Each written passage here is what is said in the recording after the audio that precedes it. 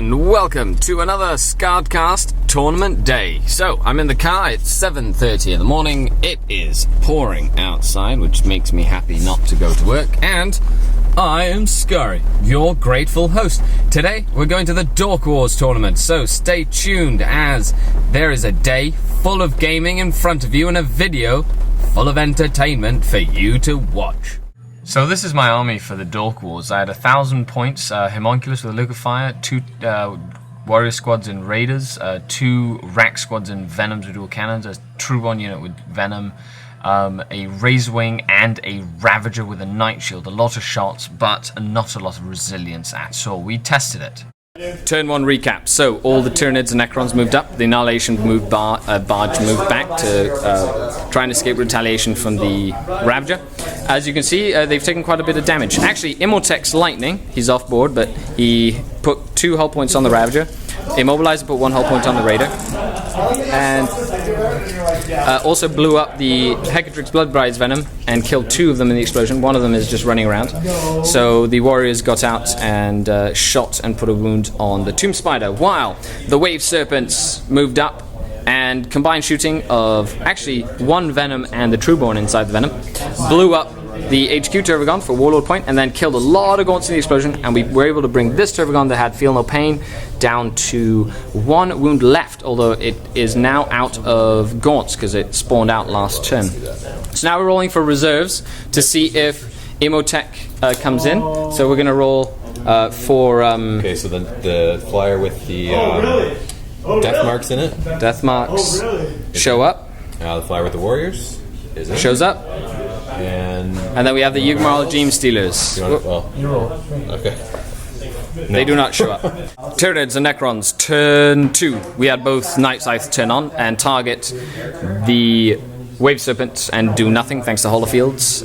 Imhotech's Lightning struck that Wave Serpent that was empty because they're out here and shook it. And then everything else fine. The Yugmorals didn't come in. And everything moved up. The It Will Not Die Tervagon did not gain a wound, and the Annihilation Barge was of course out of range thanks to Night Shields. Nifty little upgrade.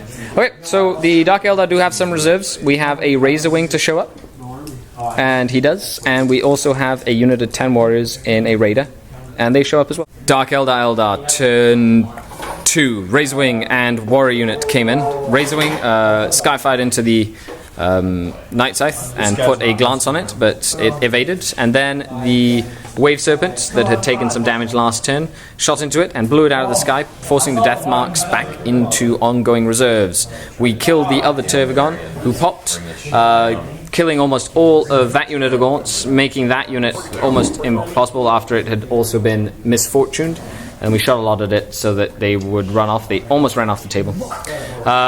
The Wave Serpents didn't do anything against that Night Scythe full of warriors, and my Cabalite warriors that came in on here ended up finishing up that little unit of troops to gain a pain token, while the rest of my army just kind of maneuvered up, and the Farseer has kind of done that as well. And now we'll be back. Necron and Tyranid, turn 3. We had the Night Scythe shoot and lock velocity my Razorwing with a penetrating hit. The death marks came on from ongoing reserves and shot at the marked Wraith Knight, putting 1 wound on him. And then we had this Annihilation Barge fire and blow up the Raider, who was going to get that objective over there, and the warriors are now pinned. Eldar, Dark Eldar, turn 3. Shooting futilely at the Annihilation Barge with the Ravager, once again. Blew up the Night Scythe with that Wave Serpent right there. Killed the Scarabs that had actually charged an 11-inch charge to blow up and eat one of the other Wave Serpents. My Lock Velocity Razorwing and the Wraith Knight blew up and destroyed all the death marks, and then this Wave Serpent is moving up to put pressure on the remnants of the surviving army, and we're moving on to Necron Tyranid, turn 4. So just a mini, I think. We had tested the army and it seemed to work great. Necrons and Tyranids are always a good combination. We'd taken a list that included lots of Wave Serpents and a Wraith Knight. Sadly, Matt had to go to work, so I had to find another partner for the doubles tournament. And I ended up going 1,500 points. I used pretty much 1,000 points. Used the same army but allied with Orks. And so round 1 we actually lost, but here is round 2. Ready? Welcome to another Scudcast Battle Report. We are round 2 of the Dork Lords tournament. Today we're playing like a modified scouring. It's Hammer and Anvil. There's 6 objectives, and we have to roll the dice. And for 3 turns after turn 2, they will start. They start disappearing. So we lost our first game, 3-4 against a Tau and Eldar army. The Taudar, which was really rough game, but we were able to pull it out, which was nice. And right now we're playing an Eldar versus Tau and Ravenwing combination up from Perry Sound. Okay, stay tuned. Okay, recap of turn 1. The Ravenwing moved up, was all around this building. The Tau moved up in support, and then what happened was the Dark Eldar fired into Samael's Black Knights and killed Samael and the Black Knights. The Death Roller a couple of guys. The Meganobs got out and didn't charge anybody, but other than that, we have put some serious hurt on the Ravenwing force, who are now taking retaliation on the Meganobs. The Ravager, top of turn 2, the Ravager also failed to destroy Longstrike in his Iron Head, and the Tau reserves, a commander with suits, has not come in. So now they're just moving around. This in this game, the objectives disappear. So after the bottom of turn 1, the one that disappeared was this one. It disappeared. So now there's 2 more objectives to go missing, and one in each table quarter. We'll find out exactly which ones go on. Stay tuned. This is round 2 of the Dork Wars. That's great. So, round 2 is a wrap. We tabled them in 4 turns. As you can see, nothing is on the table. Yeah, we actually had that objective there, that objective there, that objective at the back, like in the back corner. All the other objectives disappeared, which made it interesting, but we were able to just move up and grab it turn 5 and grab all the objectives for full point swing. So now we're going to lunch break, and we're just going to do a little spin of the army. This is the army we just played. Ravenwing and Tau. He came all the way down from BC, Canada, Vancouver, for this tournament, so that's kind of cool. The Dork Lords span a mighty empire. Then we have Tau and Eldar versus Tau and Imperial Guard. I see a theme forming. Lots of Tau, kind of like we saw at the Nova. Just going to keep on doing. There's some more of the tables. We're actually at a restaurant, at a bar and grill, so this is kind of handy because they're just going to be serving us food as well. Over here we have Necrons and Tyranids versus Eldar. Now, any of you who knows anything will recognize these Eldar models from Eldar Corsair's channel. That's right, he came all the way up from Toronto in order to participate in the Dork Wars tournament, allied with some Dark Eldar here. So Eldar are a popular theme at the moment, and they're just about to finish up because this is the end of round 2. They will call dice down any minute now. This is another one of the tables.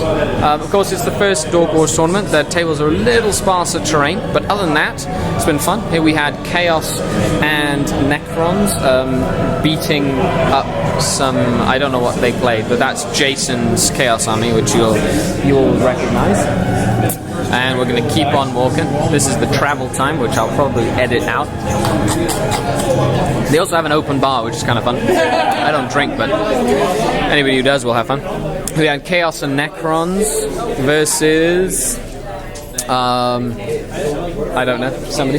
Here we have some Dark Angels and Imperial Guard. They played on this against some armies. Then we have a very, very nice painted Eldar army with that's a Crimson Hunter contest, and Space Wolves is his ally. And then of course we have our round 1 opponents. We had a very tough game. We had Tau and Eldar, Vol, and man, these guys are painted beautifully. I wish the lighting was better so you can actually see it. They just won against a Eldar Dark Eldar combo. So it was Tau and Eldar versus Eldar Dark Eldar.